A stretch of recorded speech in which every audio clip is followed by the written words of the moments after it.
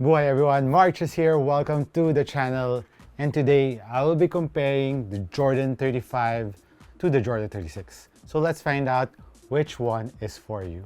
Let's go.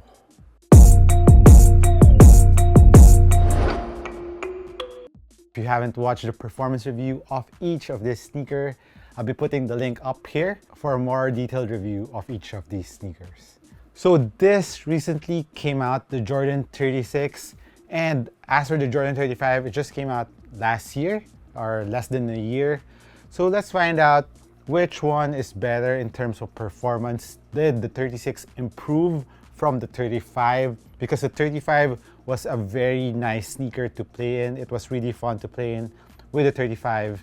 It was really bouncy. But can the 36 outperform the 35s? Let's start off with the uppers of these two sneakers, which I think is an improvement from the 35s. The 36 Jacquard Lino weave. It is one of the thinnest weave out right now in the market. And what's nice about this weave is the support and durability that you'll be getting out of the Jacquard Lino weave won't be sacrificed, even though this is a very thin weave, and it is very comfortable compared to the other materials like I mentioned in my impression on the 36. I was actually comparing it with my GT runs, which also has a very thin upper, but that one is a little bit crispy, so it's not too comfortable. You need to break it in a bit more compared to this one. The first time that I wore the 36 was really nice. It was really comfortable around my foot.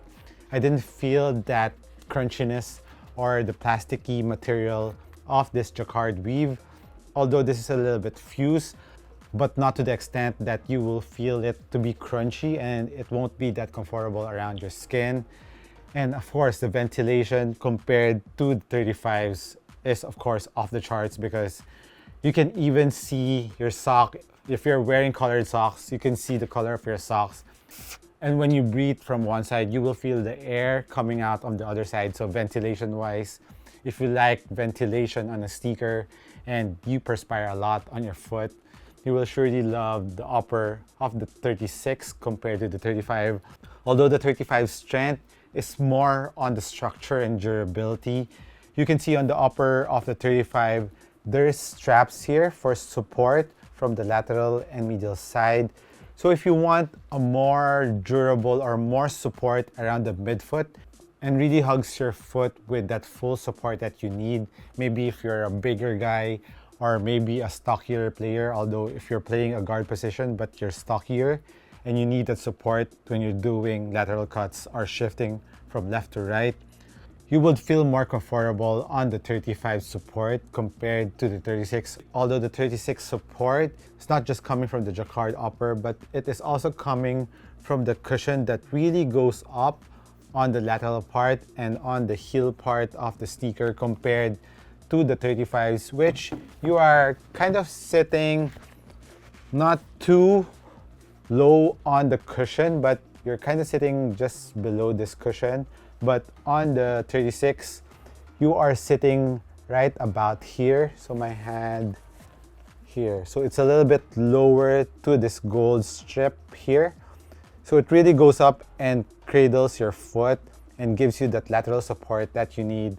Or maybe if you want a peace of mind when you're doing lateral cuts, if you are a stockier or a stronger player, you will like the 35, but the 36 gives you ample lateral support, and I didn't have any problems there.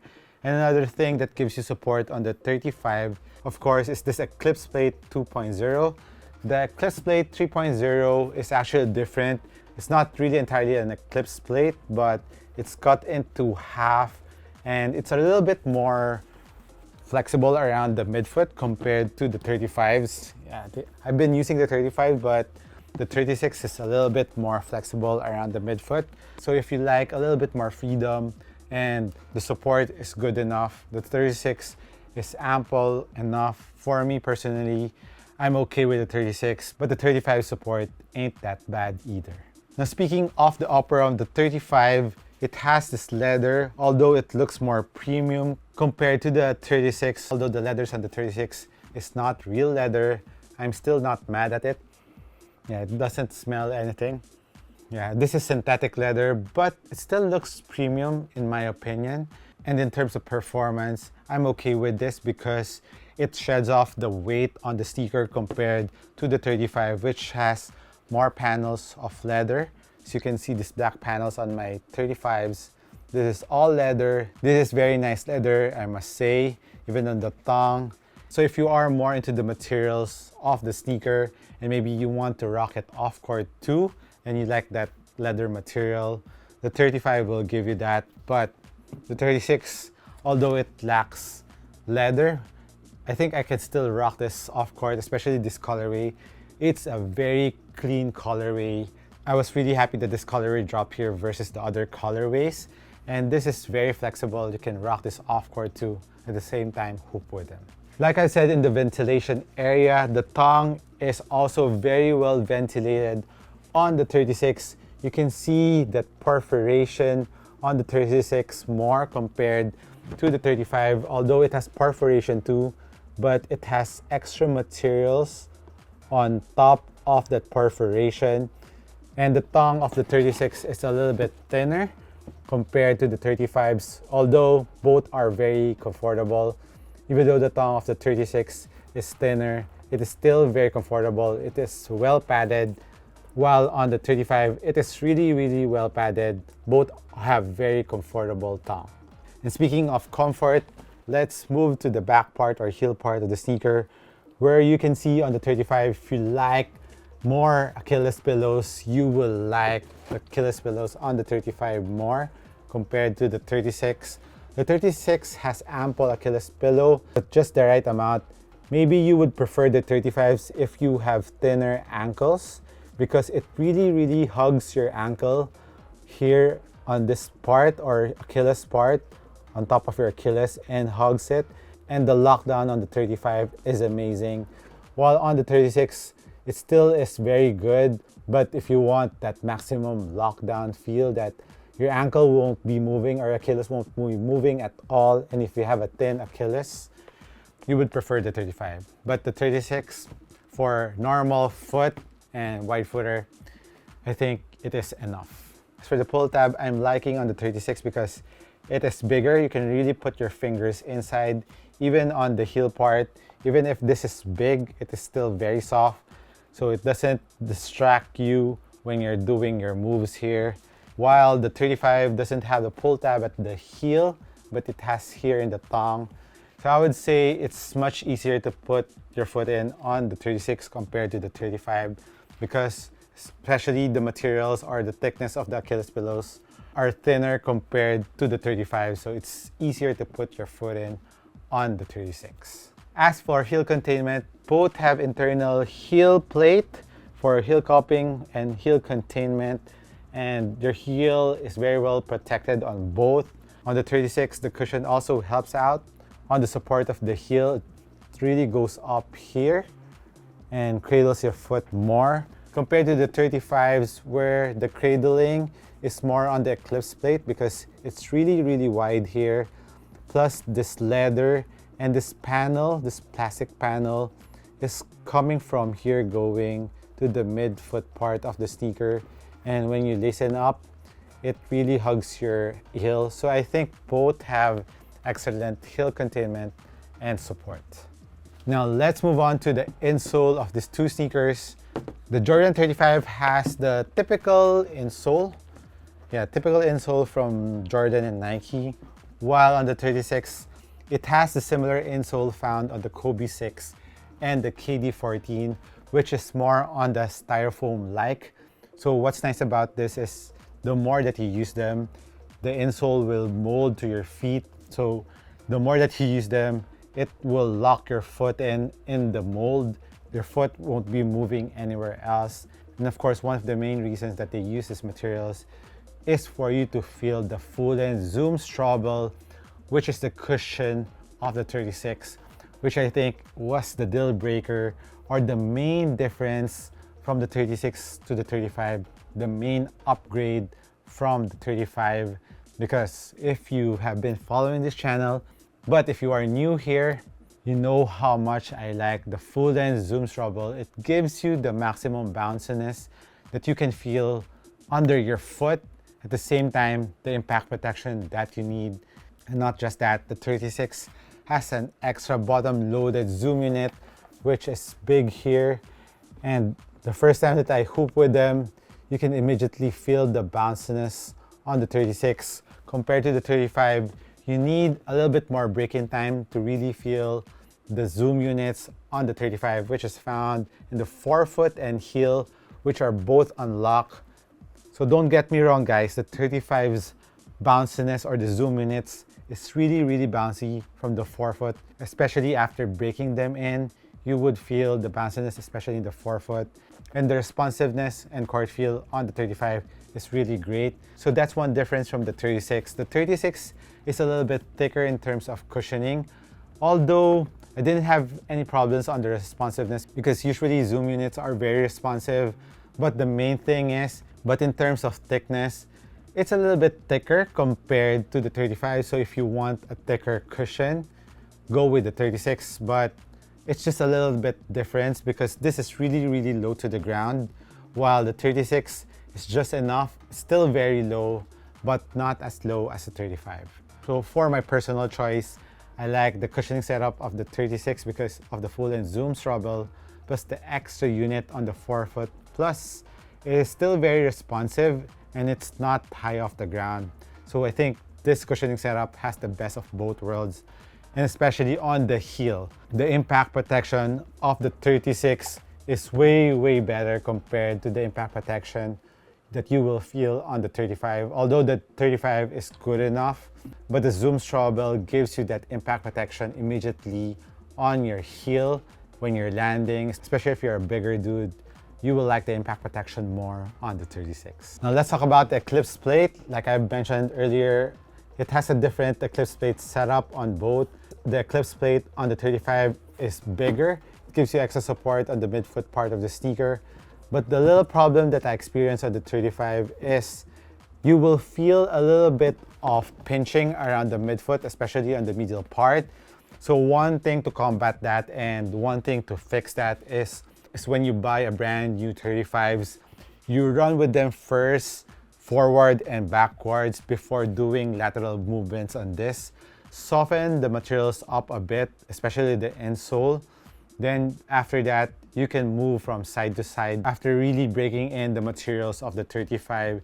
Because on my first colorway on my 35s, I immediately played 3-on-3, where on 3-on-3, you move more laterally compared to running up and down the court. And the middle part of my midfoot was shredded. The skin was, you know, that burn skin that you have, the first degree burn. That really sucks. I wasn't able to play a couple of days with that burn. So watch out if you're buying the 35s. But on the 36, you won't have that problem because the Eclipse Plate is a lot smaller compared to the Eclipse Plate on the 35s.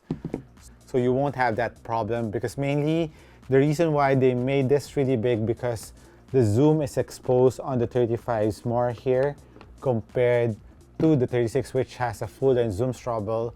They don't have any exposed zoom in the midfoot part of the cushion. So that's why they were able to make the Eclipse Plate on the 36 a lot smaller. Now let's move on to the traction on these two sneakers, where in my opinion, the 36 has a better or a big upgrade from the traction of the 35s. Although the 35's traction were really good already. And FYI, both my pairs are PF versions or with extra durable rubber because this is an Asia release. And the first thing that you will notice on the rubber compound of these two materials and the rubber patterns, the 36 has a thicker rubber patterns compared to the 35s, and it has a deeper groove, especially around the middle part of the traction. So I think that's a huge upgrade in terms of traction on the 36 compared to the 35s. The 36 will be more durable for outdoor use, but the 35s is still okay, but the deeper grooves and thicker rubber patterns on the 36 is, I think, a huge upgrade from the 35s. And as for grippiness, both have very good grip on the floor, but the 36 has a little bit better grip compared to the 35s. Let's check out the width around the forefoot part of the sneaker. So if you want a wider forefoot part or more stability around the forefoot, you will like the 35 a little bit better because it has a wider forefoot here. You can see it protruding more compared to the 36. So the 30 is a lot more narrower compared to the 35. And of course, the 35 is a lot lower on the floor. So I think stability, if you're really looking or your top priority is stability, you will like the 35 more. But in all honesty, it didn't have any problems on stability on the 36. So for me, the 36 stability is still pretty good. One more difference between the two sneakers is, this is just for aesthetics. The 36 has this homage to the old Nike tag found on the old Jordans retro. So that's a little bit tribute here. While on the 35 has that tribute too, but on one side it's Nike Air and one side is Jordan brand logo. Let's check on the 36. Yeah, it doesn't have the Jordan logo there. I think this is a very nice touch to the 36, where you can see that Nike Air usually on the tag on the 3s, 4s, 5, and of course the 6. Now, one more difference, of course, between these two sneakers is, of course, Jordan brand has been bragging the 36 is the lightest Jordan signature sneaker that has been out in the market. And let's weigh it in. The Jordan 36 is weighing at 415, while the Jordan 35 is weighing at 445. So that's about 25 grams difference. So the 36, if you are looking for a light sneaker, the 36 is for you. But the Jordan 35 is not that heavy either. It was, I think, the lightest Jordan sneakers before the 36. So these two sneakers, you won't feel the difference in terms of weight. So both weights are, I think, pretty much okay. Now for the price of these two sneakers, the 36 is priced at 9,700 pesos, similar to the 35s, but since this is an older model and the 36 came out already, some colorways or a lot of colorways of the 35s are on sale right now.